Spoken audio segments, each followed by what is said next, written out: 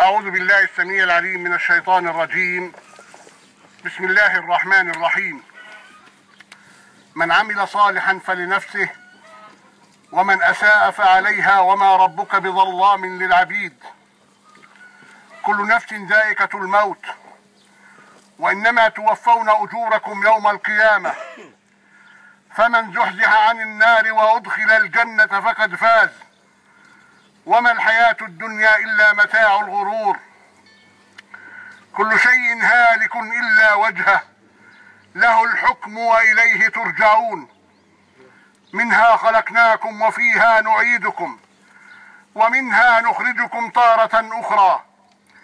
منها خلقناكم للأجر والثواب وفيها نعيدكم للدود والتراب ومنها نخرجكم للعرض والحساب. بسم الله وعلى ملة رسول الله صلى الله عليه وسلم. هذا ما وعد الرحمن وصدق المرسلون، إن كانت إلا صيحة واحدة فإذا هم خامدون.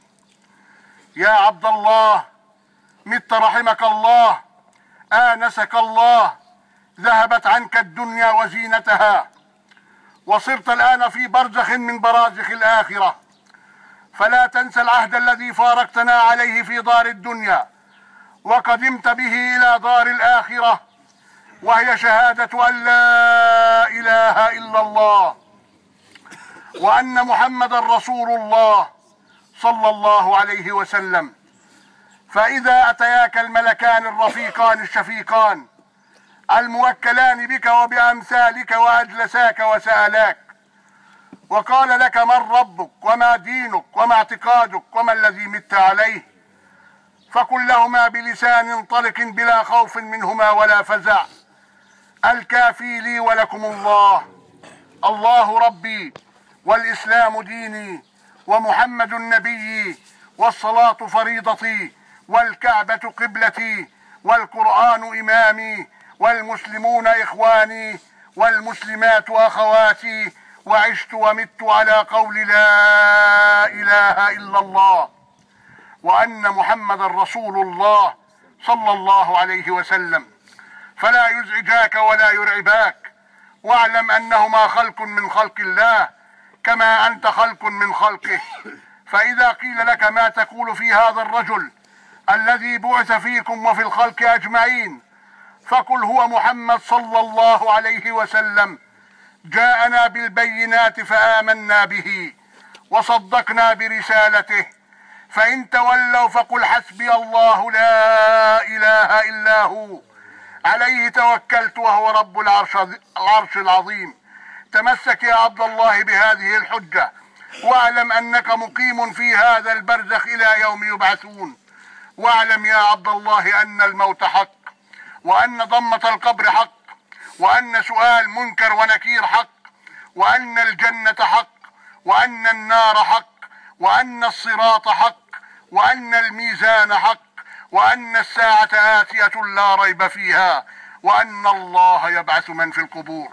ونستودعك اللهم يا أنيس كل وحيد ويا حاضرا ليس يغيب، آنس وحدتنا ووحدته، وارحم غربتنا وغربته، وقه فتنة القبر وعذابه برحمتك يا أرحم الراحمين. هذا بلاغ للناس ولينظروا به وليعلموا أنما هو إله واحد وليذكر أولو الألباب. سبحان ربك رب العزة عما يصفون وسلام على المرسلين والحمد لله رب العالمين. الفاتحة.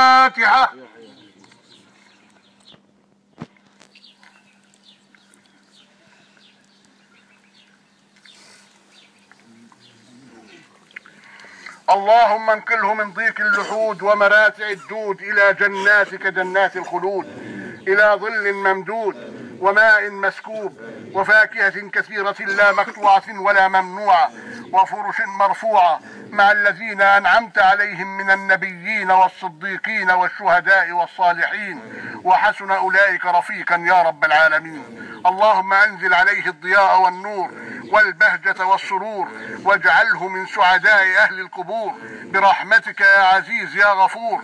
اللهم افتح له في قبره مد بصره، وجاف الأرض عن جنبيه حتى تبعثه آمنا مطمئنا إلى جنتك برحمتك يا أرحم الراحمين. اللهم لا تحرمنا أجره ولا تفتنا بعده، واغفر لنا وله ولكل المسلمين والمسلمات أجمعين. اللهم صل على محمد والحمد لله رب العالمين. يا إخواننا، لا بأس، النبي عليه الصلاة والسلام بيقول فذكر إن نفعت الذكرى. كفى بالموت واعظا يا إخواننا. والله هذه أكبر موعظة إلنا الأحياء. يعني هو الكيتي قدم على ما عمل هو في ذمة الله، ولكن إلنا إحنا الأحياء إحنا ناخذ درس يا إخواننا. الكيس من دان نفسه وعمل لما بعد الموت. الواحد منا يفكر في هذه اللحظة، كل ساعة يفكر في الموت، كل ساعة يفكر انه بده يرحل عن الدنيا ويترك الدنيا.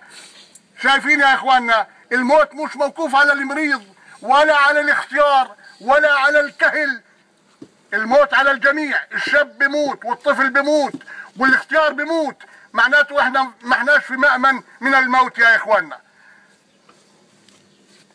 نصيحة لوجه الله يا اخواننا، يعني ما هو الحياة عبر. شبابنا اليوم، شبابنا لما يركب في سيارة بفكر انه السيارة مالهاش يعني قيمة في اذا اسرع ولا ما اسرعش ولا كذا. نرحم انفسنا يا اخواننا ونرحم ابنائنا، ان نوجههم التوجيه الصحيح. لما يركب في السياره يعرف ان السياره هذه اذا الواحد اتقيد بالقوانين ينجو. هو الموت موت، ربنا كاتب الموت، ولكن الموت له اسباب. انا ما كنتش انا السبب في موت نفسي. كثير يا اخواننا انه هتالهم بوصلهم الى النهايه القريبه. كمان يا اخواننا نستعد للقاء الله اللي هي الصلاة يا إخواننا.